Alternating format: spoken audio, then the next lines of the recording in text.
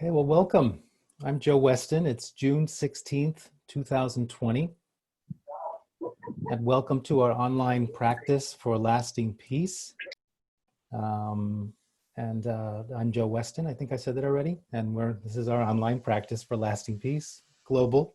It's great to see people from familiar faces from various parts of the United States, from Canada, from Europe, perhaps from other parts of the world. If you're new, please, if you don't mind, maybe just in the chat, just type in what city you're in currently. And it's always great to gather with people. And as we know, we're here to cultivate this practice of fierce compassion and resilience. And that we are playing a part, in a sense, as we've been doing this for now 2 years, for those of us who have been doing it that long or been joining in sooner, of holding this notion of and contemplating this notion of what lasting peace is, as opposed to peace, and in a sense being protectors, nurturers, and midwives or doulas for a system that is passing away, and a new system that is emerging, or that has been emerging. And as I've talked the last few times, just bringing in a lot of current events and what's unfolding, and that there's no way we can do this practice without acknowledging that there's an enormous amount of transformation happening on our planet right now. It is around the world, and it's certainly really specific here in the United States, where a lot of the work of understanding the systems that are passing away have to do with structures that are no longer serving us and that are no longer in alignment with what is really emerging, with a 21st century way of being, which I would say is more inclusive, socially, economically, racially, culturally, and that the system that is manifesting a lot of power right now is still a system that doesn't get that. And that we have been trying to hold that center of peace for what's emerging. And that to see that there are systems that have been set up, that you could use a term like systems of oppression, systems of marginalization, where it's a question of, it's not a system of sharing, it's certainly a system of hoarding, and that some people have a lot and many people have very little. And what we're seeing is that that's just not okay for many of us, and that's emerging.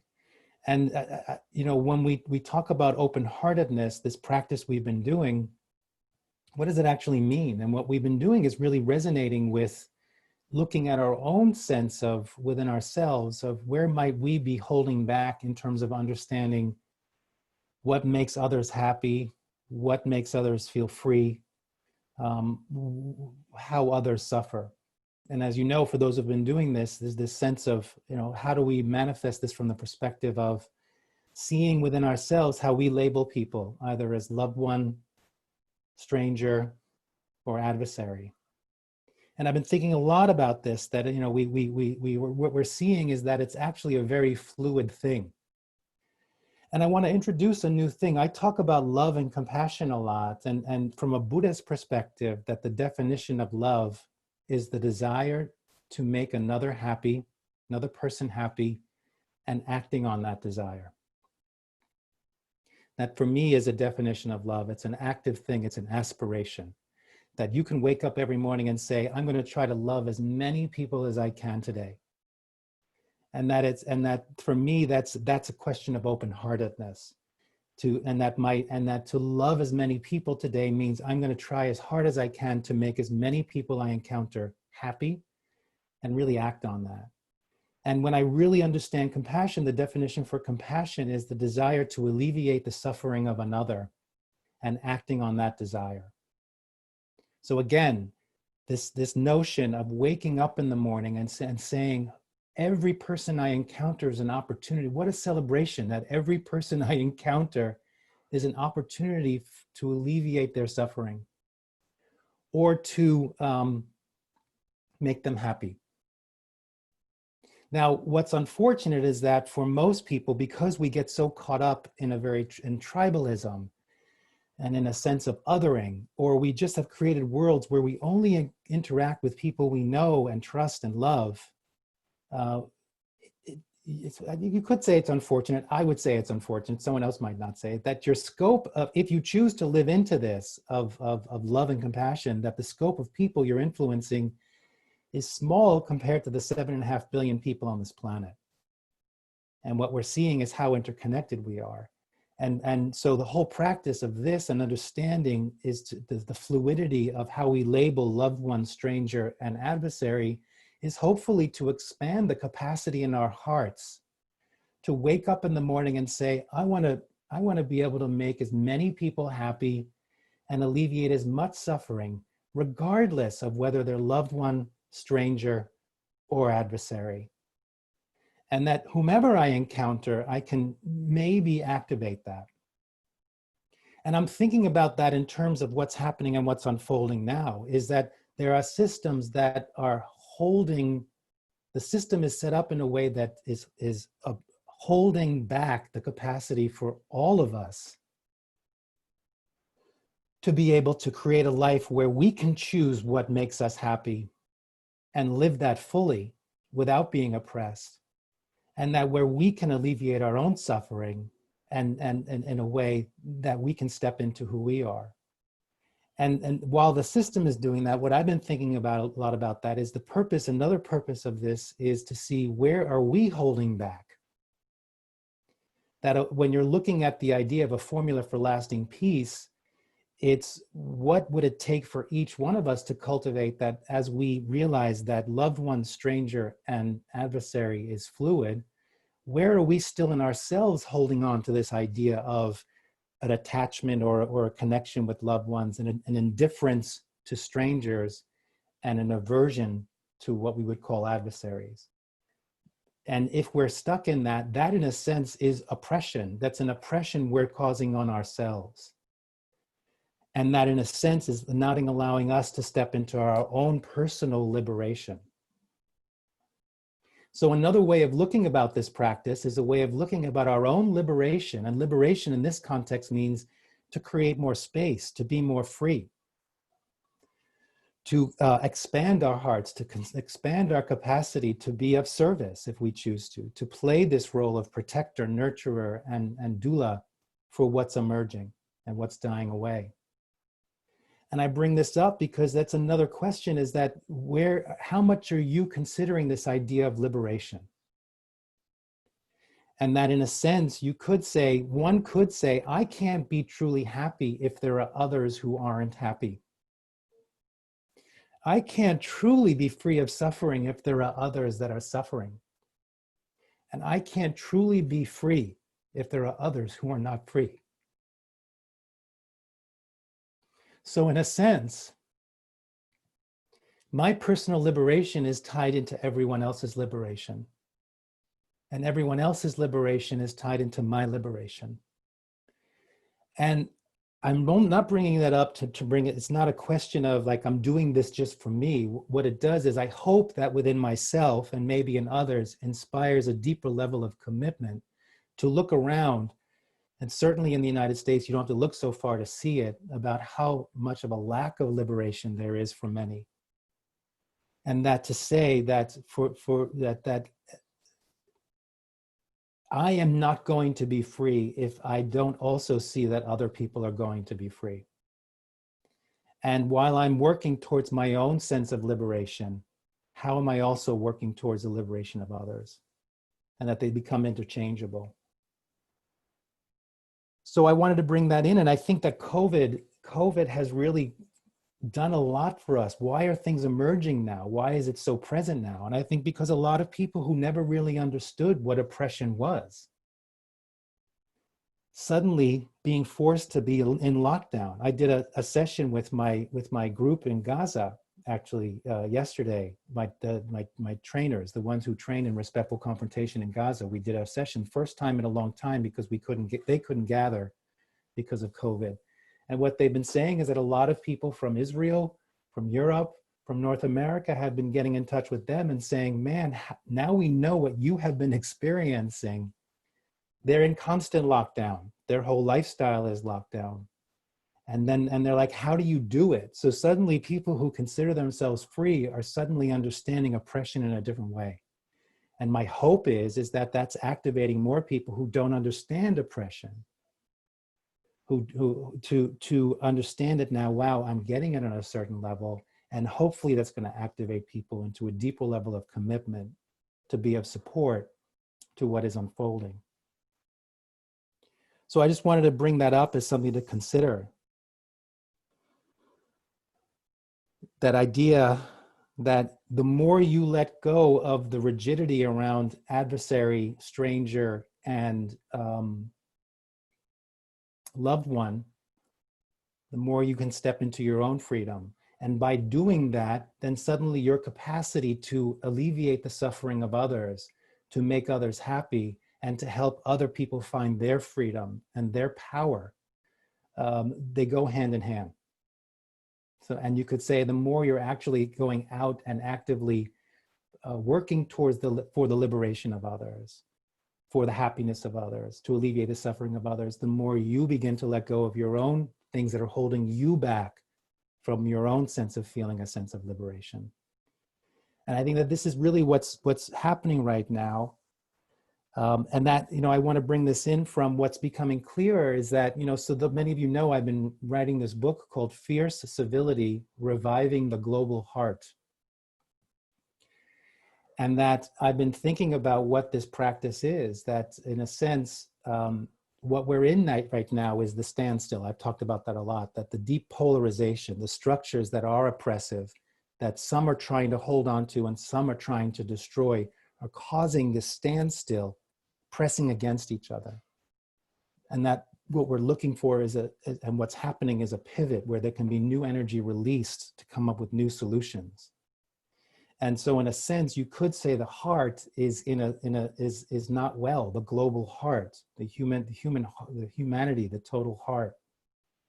And now we're in the phase of, you could say that COVID on some level has been the defibrillator that has shocked us back into waking up, getting the heart out of that standstill, and it's now moving again and ready to become healthy and thriving and flow. And that you could say on some level that this practice is we say it's a global meditation for lasting peace, but what if what we're doing every week is we're doing a practice to revive the global heart? That's what this practice is, in all its many myriads of possibilities. Each time we gather, it's like when, giving mouth-to-mouth resuscitation, we're just breathing life. We're just breathing this idea of lasting peace into the World Wide Web to create this sense of how can we activate that and help the heart to begin to flourish so that we can create a world where the systems of oppression can fall away and the new systems that advocate for peace, for lasting peace, for equality for all, for inclusivity, and all of those aspects can flourish, and the heart can then thrive and sing. So I want to just offer that is that, thank you for being part of that process. I'm sure some of you might have viewpoints on that, which we can discuss afterwards. I'd like to do our practice as we continue to become more versed in this, seeing it with holding the space of how much is your own personal liberation tied into everyone's liberation. And from a very, you could say Buddhist perspective, is that there's no way that there's no way you can find liberation unless others have been liberated as well.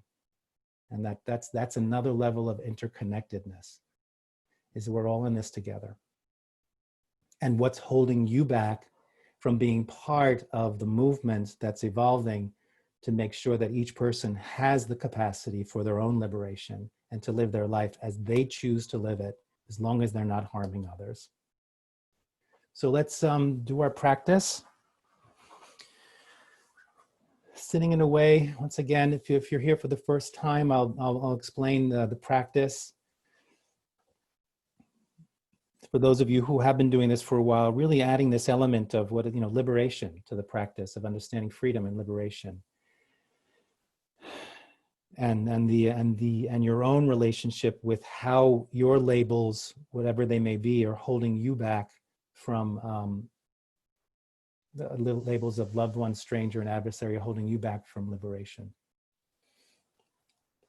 And liberation means the awakening of your heart in its fullest sense. Fierce compassion and resilience. Let's take a moment first just to get the body a little activated in a good way, just raising the good stressors. So shaking your hands a little bit, shaking your hands, shake your feet, shake your head, your shoulders, your pelvis, get the whole body moving. And the moment when you want to stop, then just notice that moment, but keep going and make a sound if it feels okay for you. Breathing in through your nose, out through your mouth as you're moving, activating the sympathetic nervous system, getting that response up, and release. Come to stillness. Feel the energy moving through you, a flow. Energetic flow, emotional flow, let that flow through you.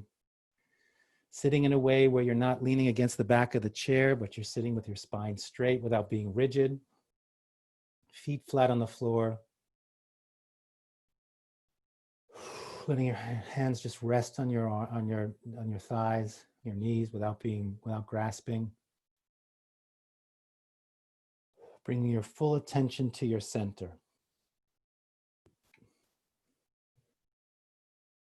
The width of 3 fingers below your navel, 1/3 of the way into the body. Center of gravity, impulse, creativity. Personal power. Power that's unique to you. Can never be taken away from you. And awareness. Feeling the parts of your body that are connecting with what you're sitting on, the floor, cushion, chair. From those points, allowing yourself to be held, supported.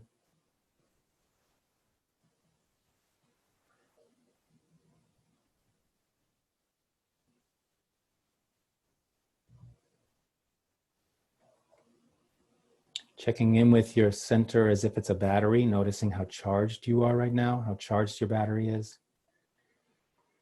We could say one important component of resilience, if you want to increase your scope of influence in terms of being of support to others at this time, to not burn out and to maintain to a certain level of sustainability and resilience, is to just notice, just like you would with your phone, charging your phone, to charge, make sure how charged your battery is right now. From 1 to 100, could be 35%, 85%.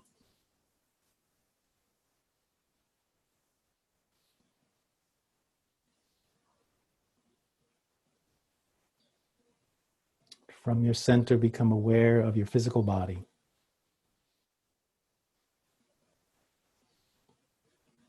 First, bringing yourself into the present moment as we do this practice. It starts with you.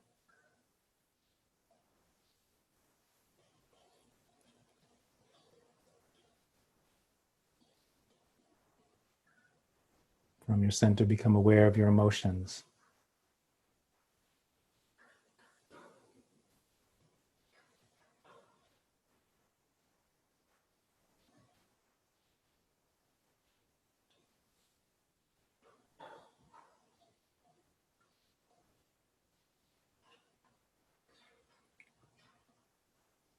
From your center, become aware of your thoughts.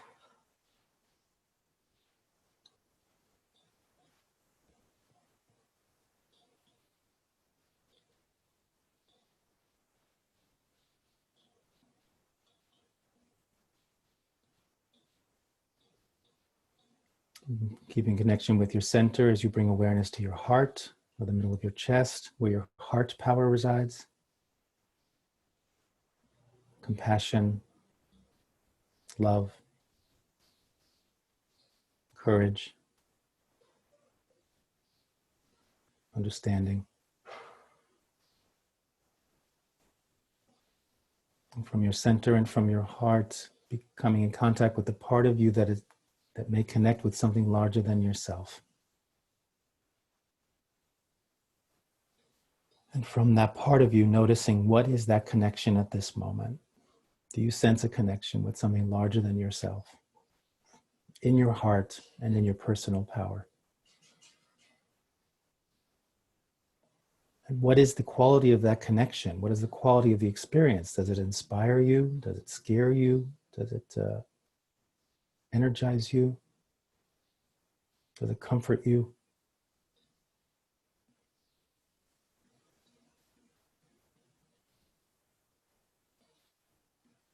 With more of an awareness of yourself in this present moment, from your center and from your heart, take a full breath in through your nose, out through your mouth.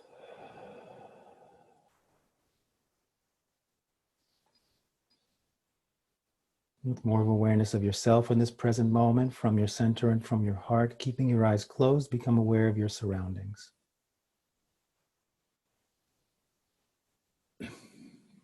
Acknowledging of all the places on the planet that you could be, this is the space that you're in right now. How unique is that?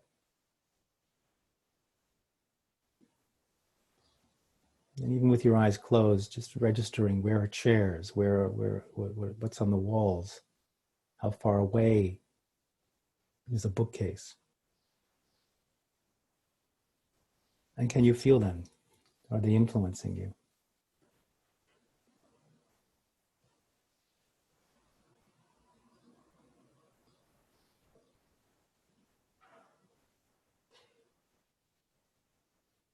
Does that bring you a sense of comfort or connection?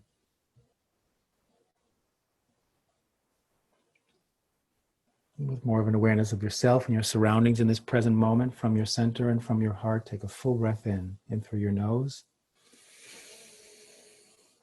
and out through your mouth.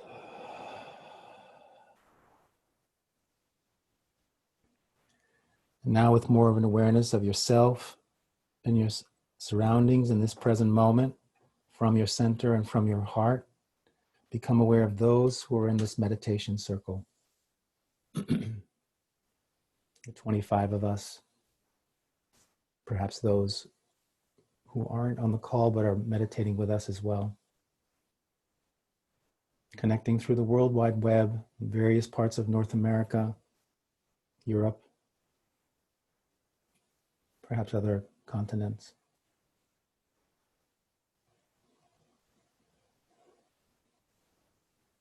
And what is the experience for you that from your center and from your heart to connect with these people?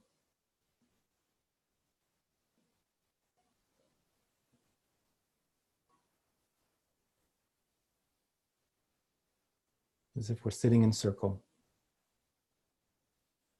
holding space.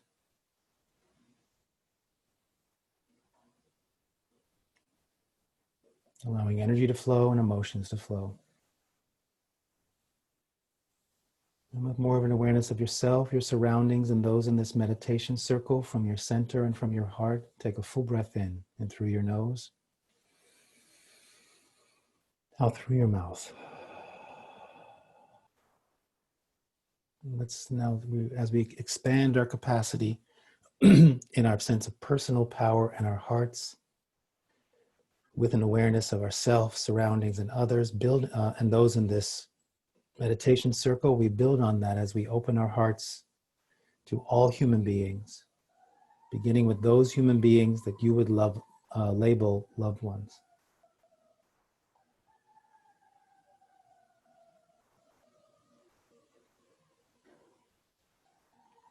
And notice how that stretches your heart. Who do you see?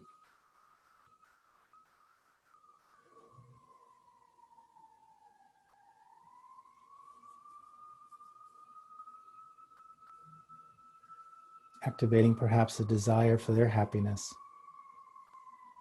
and a desire for them to be free of suffering and a desire for them to be free.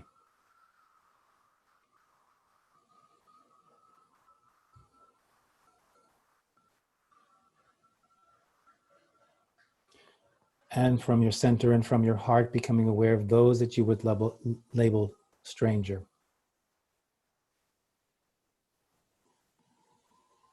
And who pops up in your mind?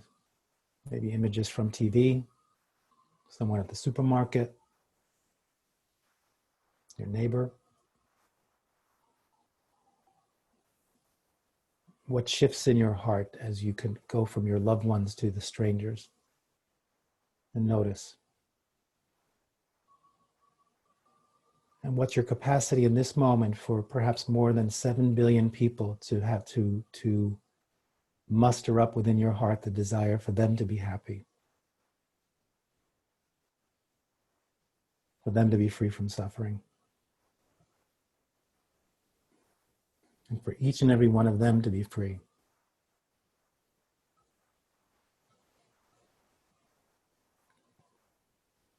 And from your center and from your heart, becoming aware of those that you would label adversary.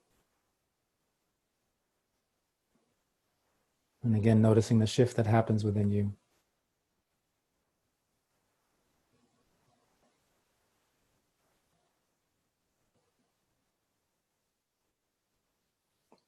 What's your capacity at this moment to muster up within them a desire for them to be happy, for them to be free of suffering, and for them to be free?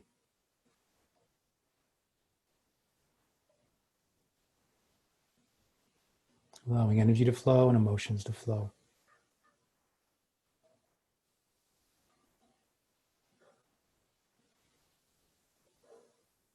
Now, and just as we're here holding all of these human beings, as we as a circle are holding all these human beings in our hearts, as we did last week, what's your wish for all of them? Or what's your vision for a world when we are all free? What would that look like?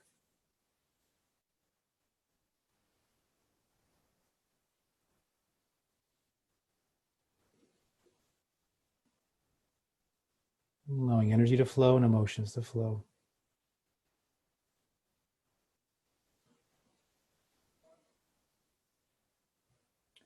Noticing the efforts of the practice up until this moment. Perhaps feeling a sense of expansion or more emotion, your emotional body being activated.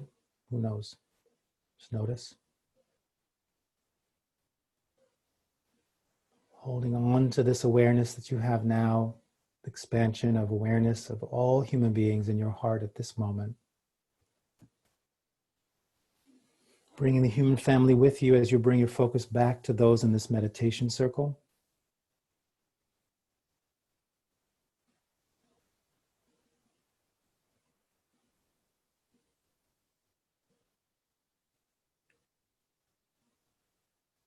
Maybe even offering to them, just because we're here, the desire, may you be happy.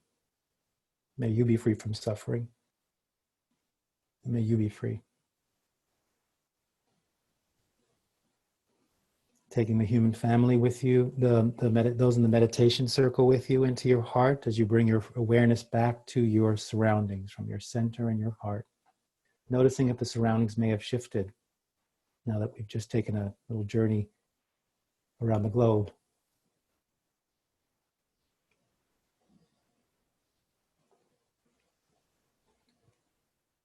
And bringing the surroundings, those in this meditation circle and the whole human family into your heart as you bring your awareness back to yourself, physically, emotionally, mentally, spiritually.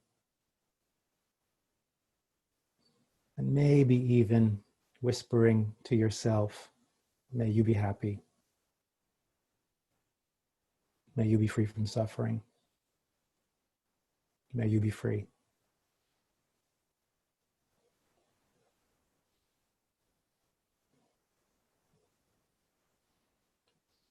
Take a moment now before we close this practice to just check into your heart and check into your core. Check into your battery. Notice if the battery might be more charged or not. See if you can breathe this energy into your core to charge it.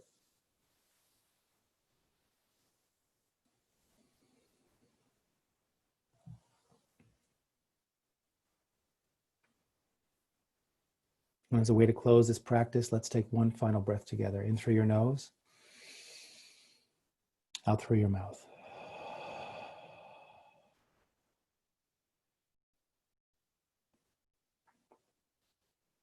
Very slowly open your eyes. Looking around, shake your body, stretch your body.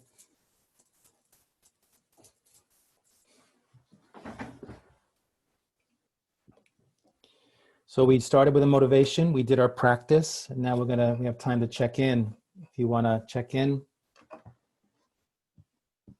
that'd be nice to hear your thoughts or your feelings or from your heart on what I spoke about or on the practice itself. It's nice to see you, Matt.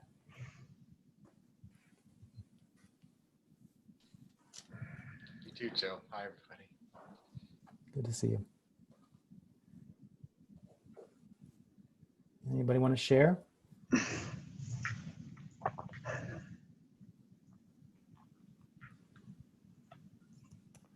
Well, this is Curtis. I'll share. I was looking very much forward to today's meditation because of a Facebook post that appeared from a friend who was expressing outrage that a childhood friend of hers had put a post up about why she's against abortion. It's a white woman who basically, said that she feels like we need more white babies. Oh. And so my practice in that moment was not to be outraged about that woman, but to say, where is that voice in me? Yeah. Where is the supremacist in me? Where is the capitalist in me? Where is the patriarch in me? Because it's there. And so as much as I wanted to, because those voices and those sensibilities are there. I know I can't grow up in this culture without that. So creating more spaciousness for that, and before judging the other, to really make friend with that, that's very much inside of me. Maybe more or less, maybe less extreme, maybe, but it's there. The supremacist lives. Did you have any conclusions? I mean, I'm convinced this is Joe knows I do race work, and that this is, I feel like the inner healing work that white people need to do foundationally, is to recognize that that is there and not look away. And so I welcome the practice, as hard as it can be, but to recognize, there's a lot going on. And if I don't walk this path first, it's hard for me to walk with others to do it.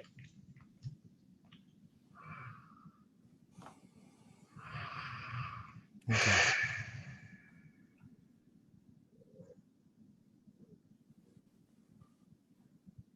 Thank you. Joe, this is Jean. I'll just add on to that. What Curtis just said is what causes many of us, I'm sure, to suffer. And I want to thank you for acknowledging in this practice today that we too are suffering. So thank you for that. Thank you. I think the question is, where do we take that? Right? That for me is the point of what I'm saying is that what's my role at this moment to notice that what I'm experiencing, and how can I turn that into empowering my capacity for service? That's a personal thing.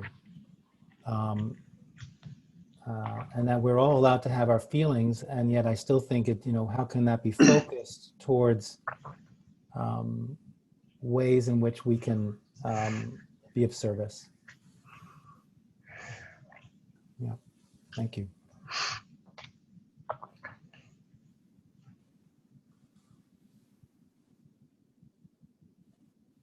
So Peter is acknowledging Curtis and applauding Curtis for what he said, quoting James Baldwin, "Not everything that is faced can be changed, but nothing can be changed until it is faced."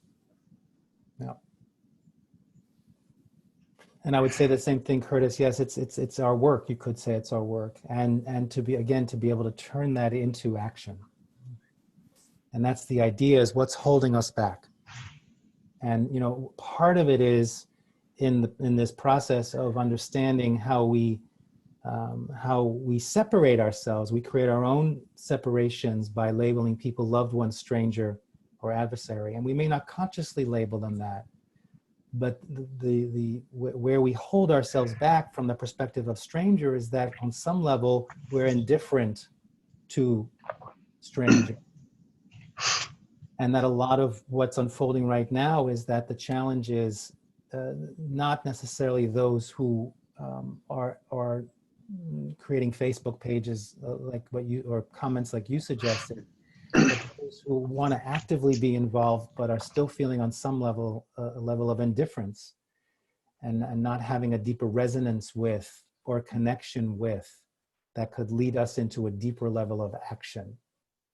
And none of this is good or bad. None of this is right or wrong. It's simply where is your motivation right now of how you want to, what's your part in what's unfolding on this at this moment. And that's up to each and every one of us. It's really important to be humble and to say, this is what my capacity is, and this is the best I can do. And at least I'm doing something.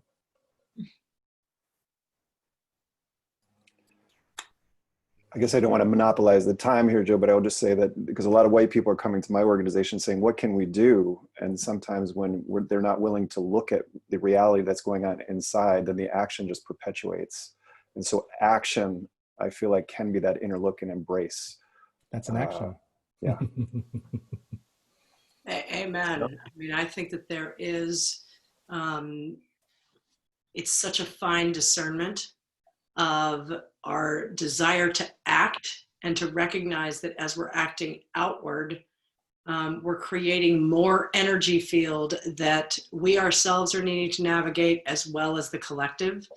And I just am brought back to our nervous systems have a window of tolerance of stress that we can handle, as well as change and awareness. And so I feel like it is really up to each individual to become more aware of what their system, the pace at which their system can broaden awareness and stay with it, instead of getting that defensive pushback, being with that as well. But it's, thanks for the action inward, Curtis, as well, because I agree with you. There's a lot of action that can happen here before it's done out there, not to miss that action out there, but so. Thanks, Shelley. Joe? Bob Minnick here, live in Bob. Chevy Chase, DC, beautiful neighborhood with mostly white people. We have a few black families here, but it's hard to get active. You don't know what to do. And posted in a tree, just as we walked our dog, we saw this notice. It says, Black Lives Matter. And then underneath, we cannot forget about the Black women and Black LGBTQ people who have been killed by state-sanctioned anti-Black violence. How are you showing up for Black people through tangible and responsible means? And then it lists, it says it's pointless. Recognizing your privilege is pointless if you don't put your money where your mouth is. So it lists a number of organizations that you can give some money to that are fighting for Black Lives Matter. So there are groups out there, but of course we all have to be careful because there are a lot of charities out there that are not, using money properly. And so it takes some research to do this, but there are groups out there that are doing a lot of good, and we just have to find out who they are. Thank you, Bob. Yeah. And what can you do? One thing that I try to do is, maybe that you have friends or family members who are still holding on to some very antiquated ideas about race and about our system. And, how can you find, through respectful confrontation or fierce civility, or find a very respectful way to begin those conversations? That can keep you busy maybe for the next 20 years. There's plenty to do. Time. Right? That's good. Yeah. And that's what's needed right now. That's my viewpoint. I said that a few weeks ago, that there is something to do, and no matter how small, you don't know of one person, that talking to one person, how that's going to influence them, and how that's going to influence how they start talking to their children or their work colleagues. You never know the impact you can have. And But if I Hmm? apologize. No, go ahead.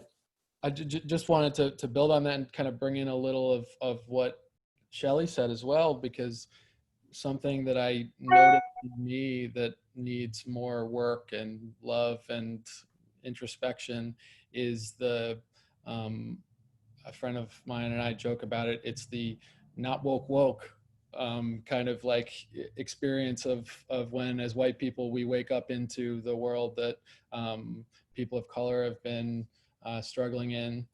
We wake up to some aspects of that and like view ourselves as immediately woke, or however we want to phrase that, and then see it around us and want to attack or engage with it in ways that that take people out of that kind of zone of proximal development, like that you speak of, Shelley, like that where people can actually hear you. And I've even with some people on this very call, I love you, Jeff. In that wanting to do the work and like be part of like something positive, I've overstepped, and so it's a really difficult place to be, because you want to be in action, but you're like having the right balance of doing the work internally and having good friends that support you when you go a little too far too. All of these things are good doses of humility to take in. Thank you, Ben. So I just want to say, from this idea of lasting peace, and this is the basis of the fierce civility work, is that the path to cultural transformation has to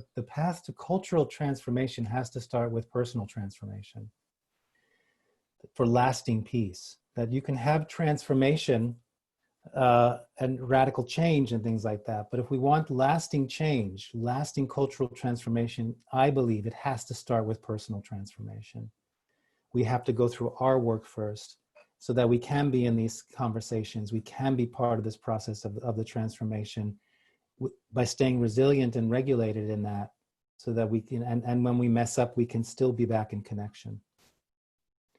All right, so let's finish up. Everyone needs, we went a little bit over. Thank you, Curtis. Thank you, Jean and Bob. Thank you, Ben and Shelley, and all of your sharings. And thank you for being part of this. The good news is that this is what we're practicing. We've been practicing this: fierce compassion and resilience. So let's just honor that. Let's just dedicate that energy, the energy we generated. May all beings on this planet who feel like they need to express themselves, may they be able to express themselves clearly and be heard. For all those who have to, it's our job to listen, may we hear clearly and receive. To all of those who are still struggling with this thing called the COVID virus, even though we seem to have forgotten it, may they be well, and may they be supported. And may all beings on this planet have enough fresh water to drink and food to eat. And may all governments and leaders govern from a place of wisdom as opposed to fear and greed. All right, thank you all. Get in touch if you want, respectfulconfrontation.com. If you're not on our mailing list, get on our mailing list. Find out about this online weekend workshop we're doing in July and come and join us. Woohoo, fun. And be well and take care. Bye-bye. Thank you, Joe.